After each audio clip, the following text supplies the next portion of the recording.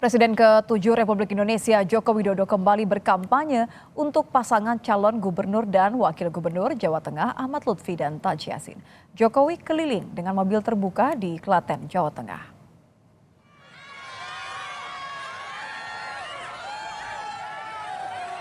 Berkeliling kota Klaten, Jokowi dan Ahmad Lutfi serta Taji Yassin menumpang mobil terbuka untuk menyapa warga sembari membagikan kaos. Di sepanjang jalan, warga pun antusias berebut kaos yang dibagikan.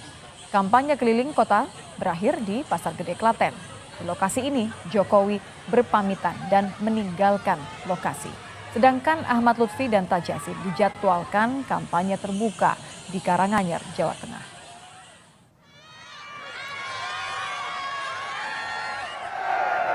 Jadi Bupati ini nomor 2, Gubernurnya nomor... Calon Gubernur Jawa Tengah nomor urut 2 Ahmad Lutfi menyatakan akan mencoblos di kota Solo pada 27 November mendatang. Lutfi mengaku namanya masuk daftar pemilih tetap di Kelurahan Sumber, Kecamatan Banjarsari, Kota Solo. Namun ia tidak menyebut di TPS mana tepatnya ia akan mencoblos. Kelurahan Sumber diketahui merupakan kelurahan yang sama dengan lokasi kediaman Jokowi usai purna tugas sebagai Presiden ke-7 Republik Indonesia. Pak Gubernur, Pak Ketum, terima kasih. Pak, untuk nanti nyoblosnya di mana Pak Lutfi? Solonya di Solo di seputaran Sumber Pak ya? TPS berapa Pak ya? Boleh tahu Pak? Oh ya, ya. Dengan anak juga Pak? Ya. KPU Kota Solo memastikan nama calon gubernur Jawa Tengah nomor urut 2 Ahmad Lutfi tidak terdaftar dalam daftar pemilih tetap atau DPT Kota Solo. Ahmad Lutfi masih dimungkinkan mencoblos di Solo lewat jalur daftar pemilih khusus atau DPK dengan syarat memiliki KTP Solo dan mencoblos di lokasi dekat alamat pada KTP. Tapi sampai dengan kemarin waktu batas akhir pindah memilih itu kami tidak ada data untuk permohonan pindah memilih untuk atas nama Bapak Lutfi. Kalau memungkinkan prosedur masih ada kemungkinan. Misalkan itu nanti apabila Pak Lutfi memiliki KTP Solo, KTP Surakarta, itu Pak Lutfi bisa melakukan pencoblosan atau pemungutan suara di Kota Surakarta dengan kategori pemilih DPK. Ketua DPC PDI Perjuangan Kota Solo, FX Hadi Rudiatmo menyebut Ketua Umum PDIP Megawati Soekarno Putri batal turun gunung ke Jawa Tengah. Menurut Rudi, Megawati tetap akan di Jakarta untuk memastikan target partai di semua daerah tercapai. Soal menyinggung kubu sebelah yang di-endorse banyak tokoh nasional termasuk mantan Presiden Jokowi, Rudi mengatakan yang dibutuhkan calon pemimpin daerah adalah dukungan akar rumput, bukan endorsement dari atas. Oh, Ibu tetap di dalam, jadi tidak ikut kampanye di Solo. Karena pemahaman Ketua Umum ini, calon pemimpin ini ada endorsementnya ataupun pendukungnya dari rakyat, bukan minta dari atas. Sehingga dengan Ibu tidak ke Solo pun, yang di bawah ini tetap bekerja keras untuk memenangkan pasangan Andika Hendik dan Teguh Bambang. Calon Gubernur Jawa Tengah nomor urut 1, Andika Perkasa, tak mempersoalkan Megawati batal turun gunung kampanye pilkada di Jawa Tengah. Menurut Andika, batalnya Megawati sudah melalui kalkulasi yang matang. Di sisi lain, Andika melihatnya sebagai bentuk kepercayaan Megawati kepada tim pemenangan di daerah.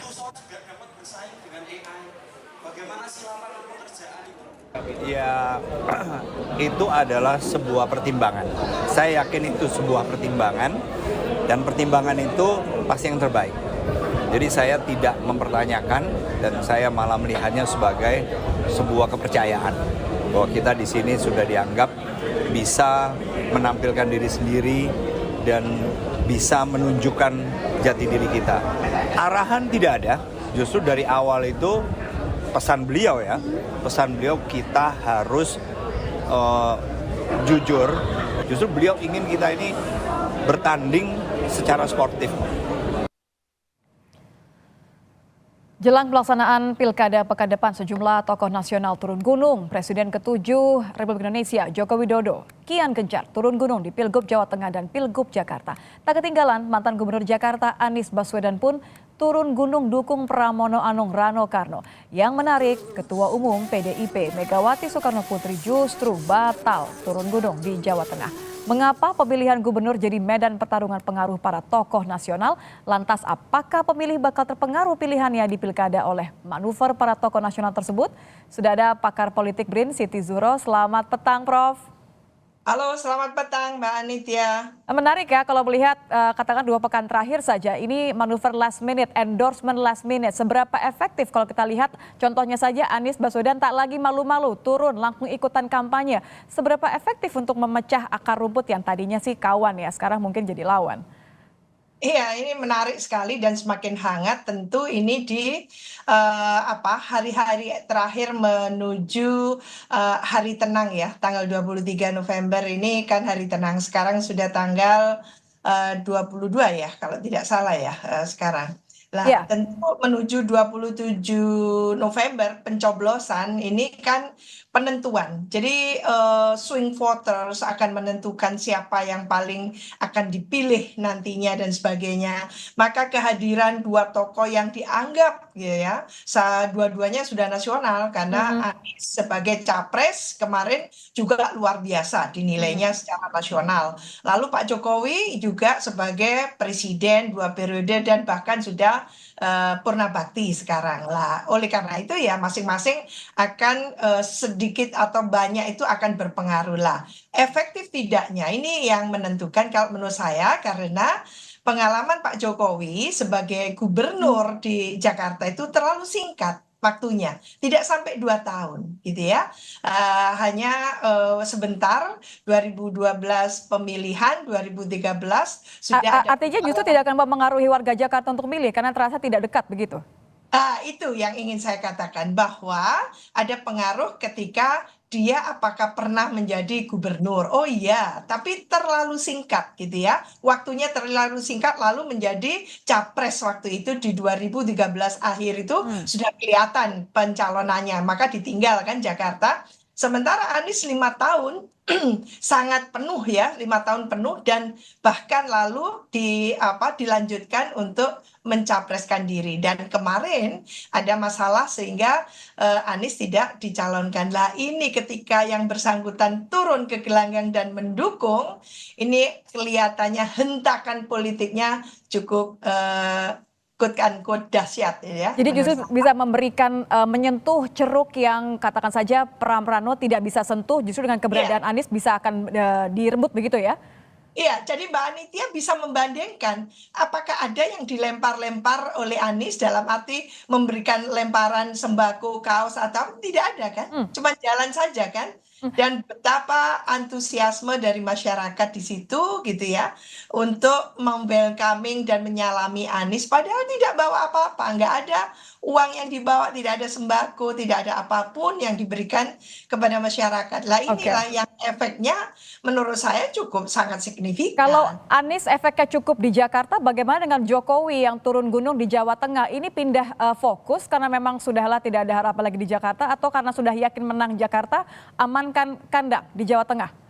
Iya, ini menarik karena waktunya itu kan berhimpit. Ini pilkada serentak seluruh Indonesia. Jadi ketika pilkada di Jakarta, pilkada pula yang di Jawa Tengah. Waktu itu sangat time constraining istilahnya. Jadi kendala waktu yang seperti ini, tinggal para endorsement ini pendukung utama yang dianggap bisa mendongkrak suara ini tinggal memilih, mau memilih Jakarta yang optimistik atau yang tidak optimistik sekarang. Atau Jawa Tengah yang kelihatannya mungkin sudah lama diberikan katakan atensinya lah. Ini kelihatannya pilihannya jatuh ke Jawa Tengah. Yang dalam hal ini kita menyaksikan apakah oke melempar-lempar barang kaos atau apapun seperti ini. Pendidikan politik apa yang diberikan seperti ini gitu ya. Kalau Anda mempertanyakan pendidikan politik seperti apa, apakah ini juga mempertanyakan sentimen negatif dari keberadaan Jokowi yang dianggap terlalu cawe-cawe juga menimbulkan reaksi, makanya Mega tidak turun gunung?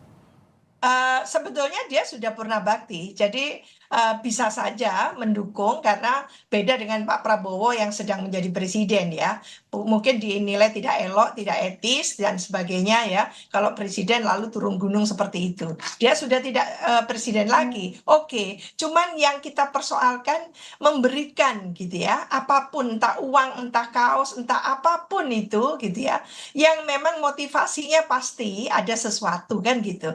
Lah apakah ini pendidikan politik yang bagus, literasi politik yang katakan mencerahkan masyarakat? Tentu ini jadi pertanyaan besar dan Apakah mendidik dan apakah akan berpengaruh untuk mereka memilih sesuai Iya. yang didukung, begitu ya? betul. Lalu tadi ditanyakan, mengapa Bu Mega kok tidak jadi Ya. ke Jawa Tengah? Gitu kan? Apakah lalu ada katakan himpitan di situ kalau sama-sama turun gitu ya ke gelanggang lalu mengkampanyekan calon masing-masing dan sebagainya? Apakah justru akan dikhawatirkan menjadi terjadi? strategi yang tepat untuk cagupnya Iya. dimenangkan? Baik, terima kasih. Terima Ya. kasih Prof. Zuro sudah bergabung bersama kami di Kompas Petang. Selamat petang, Prof. Ya, selamat petang, Mbak Anit ya.